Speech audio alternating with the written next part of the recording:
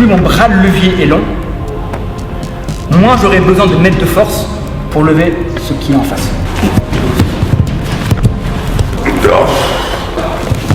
Je vais bouger celui-là.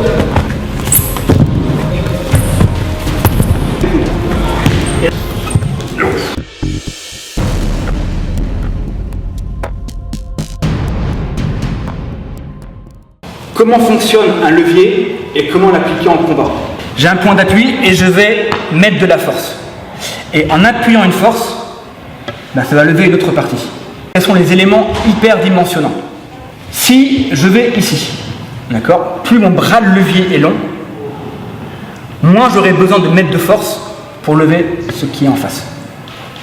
Plus mon bras est court, plus il me faudra de la force pour lever ce qui est en face. Jusque-là, on est d'accord. Les éléments essentiels qu'il ne faut pas oublier, c'est que là, ça implique d'avoir un levier rigide.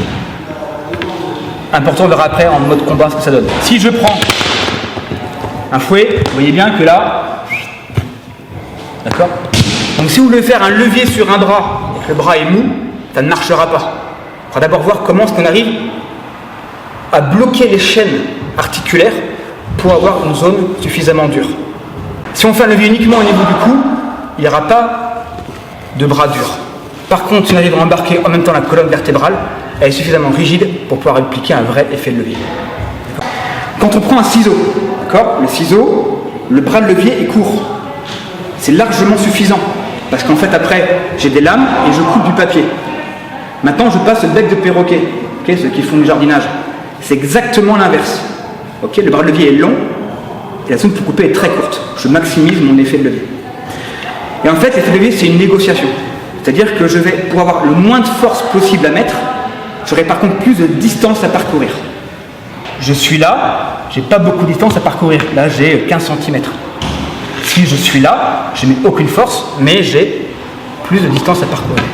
Le dernier élément à comprendre, qu'est-ce qui se passe si mon point d'appui, il n'arrête pas de bouger? Énorme déperdition de force et j'ai plus rien.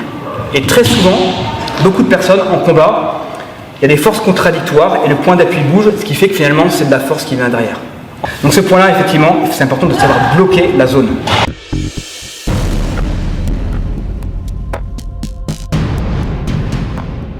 J'appuie par ici, j'appuie par ici. Le bras de levier, c'est quoi comme distance? C'est le milieu, en fait, c'est là. Ça arrive ici. Ok? C'est le milieu. C'est exactement, je suis au milieu, c'est ça. Donc j'ai un bras de levier qui fait la moitié de mon bâton. Si je bloque ici, ok, je bloque. Je ne cherche pas à pousser, je bloque. Ok, donc là, mon bras de levier, c'est comme si c'était là. Okay. Dès lors que je ne cherche plus à pousser là, et que je bloque juste, et que j'appuie, j'ai un bras de levier qui est le double. Donc je mets beaucoup moins de force. Quand vous commencez également à appuyer, il y a un réflexe naturel de rétention. Okay, c'est-à-dire que si je commence à faire venir Nicolas vers moi, ce réflexe est crispé pour ne pas venir. Donc, si je commence à vouloir appuyer, il y a le réflexe également de se contracter. Certains l'ont vu, certains l'ont dit. Effectivement, on se contracte. Si là, je ne mets pas d'appui, il n'y a pas de réflexe de créer une tension pour se protéger. Il n'y a pas d'indication. L'être humain, il peut bouger sur 3 axes principaux. Vous avez l'axe frontal, okay, sur le côté, l'axe sagittal, devant, derrière, et vous avez l'axe transversal. C'est les 3 axes possibles. En fait, on peut en gérer 2, on ne peut jamais en gérer 3. Cette situation-là, effectivement, en combat, elle n'est pas crédible, ça ne se laissera jamais faire. Je suis un petit peu à distance. On a un réflexe, globalement, tous, c'est comme le chat, on pivote, comme une toupie, on pivote. Mais du coup, moi, ce que je vais faire en pleine chaque, c'est que je vais anticiper ça. C'est-à-dire quand on fait la torsion cervicale, qui est une technique typique du Silat, je le fais tourner pour qu'il se mette sur un pied, et une fois qu'il est sur un pied, je le fais tomber. Nicolas, il va tourner, et là il va continuer à tourner. C'est un réflexe, il ne va jamais se mettre en déséquilibre, d'accord? Donc je mets un point d'appui juste ici, peu importe lequel, et bien là il tourne, il continue. Ça ne sert pas à grand chose, d'accord? Je fais un travail dans le vide, je peux avoir un effet de levier, et ça ne sera pas à voir, il va pivoter, c'est son réflexe. Un réflexe parfaitement naturel pour 96% des gens. Okay, donc moi, je ne veux pas qu'il contre, je veux l'empêcher. Donc je veux effectivement que comme ce réflexe c'est de tourner, je vais influencer ce réflexe le mettre en une position où il sera en déséquilibre, et maintenant je vais l'amener au sol avec mon effet levé. Et là, j'aurai tout gagné. Donc qu'est-ce que je fais? J'ai mon point d'appui, je le fais tourner. En pivotant, mon coude vient sur l'autre omoplate. Autre omoplate. Et là, maintenant, il est déséquilibré. Juste un appui là, hein, je ne pousse pas, hein, juste un appui. Le nez pointe vers le ciel, j'ai plus qu'à descendre. Ça, c'est pas très rigide, on est bien d'accord. Par contre, la colonne vertébrale, elle est suffisamment rigide. C'est pas comme mon fouet là qui est tout mollasson. D'accord? Donc, si j'arrive à mettre ici mon bras levé, enfin mon point d'appui, pardon, là c'est intéressant également. Là j'ai un truc qui est énorme. Hein. Parfois on est là, on prend, et là on fait ça. Là, Nicolas il force, il va pas se laisser faire. Je suis là. Où est mon point d'appui? Il est là. En fait j'ai ça de bras levé. D'accord. Je vais mettre juste mes coudes en protection derrière. Ok, juste là. Juste en protection, mais pour rigidifier également l'ensemble. D'accord? Et puis pour me protéger contre d'éventuels coups de coude. Et maintenant, je vais juste plier mes genoux. Voilà. Résister à ça. Bah, reste pas à ça. Sur quelqu'un comme Jean-Michel, j'aurais du mal à aller là. Parce que je suis pas très grand. J'aurais du mal. Du coup là mes muscles sont complètement distendus, j'ai du mal même à l'agripper. Alors je pourrais monter et faire le truc. Hein. Mais je prends quand même des risques, je vais m'ouvrir et tout ça, je perds mon équilibre, il y a pas mal de risques. Donc je vais faire une technique similaire. Encore une fois, je vais faire un bras levé sur son corps, mais je vais le prendre plus derrière. Donc ce genre de choses. Et là mon point d'appui, il sera vers le haut, du coup. Et ce que je vais bouger, c'est le bas. Plutôt que de prendre en haut et faire ça, hop, le bras de lèvre elle est jusque là, j'ai mis mon pied entre ses jambes et je fais ça.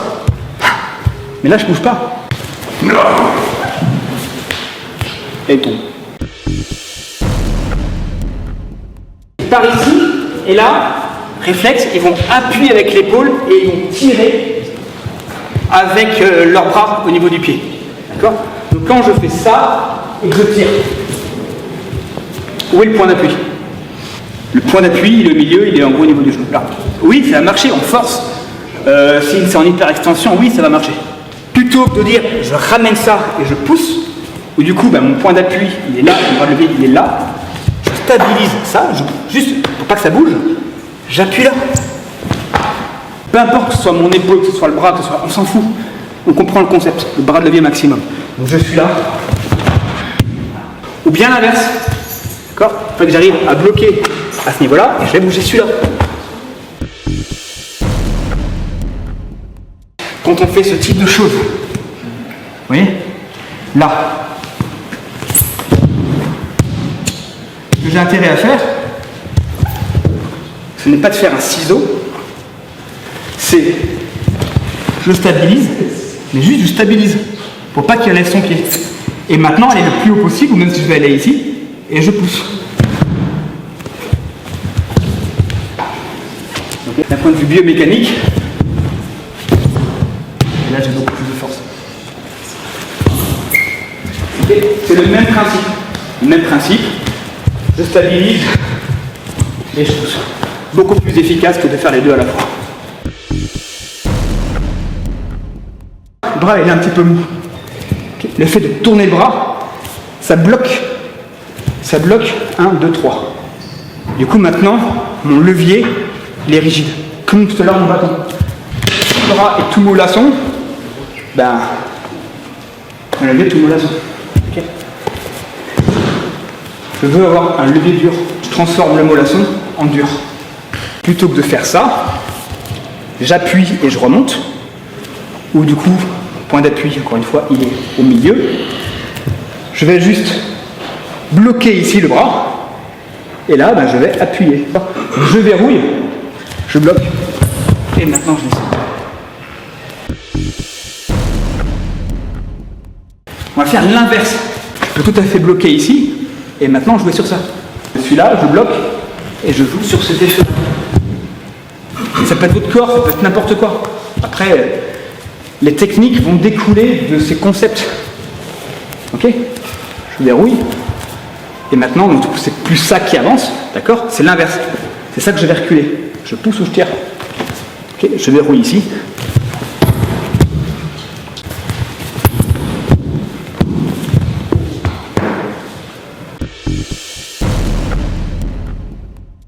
Si je reste là et que je monte le bras, et ben Antoine ne va pas se laisser faire et c'est plus fort qui l'emporte. Et ça c'est très dur.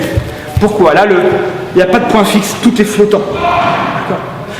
Donc il me faut mon point fixe qui fera après un bras de levier optimisé. Je le ramène vers moi et maintenant je vais lever mon coude. Et là maintenant je peux l'amener au sol. Si je suis là, je sais qu'à vouloir l'amener au sol en forçant. Non, j'ai rien. Là je vois, je force, ça m'appuie et tout ça. Je colle. Je fais un maintenant avec le corps d'Antoine. Je suis collé à lui. C'est le point fixe. Le bras de levier, je vais l'accompagner avec mon coude. Hop.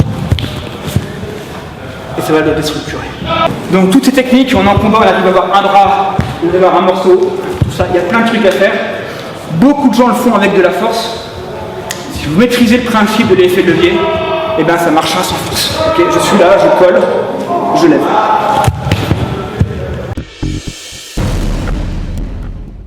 Voilà, il se relève.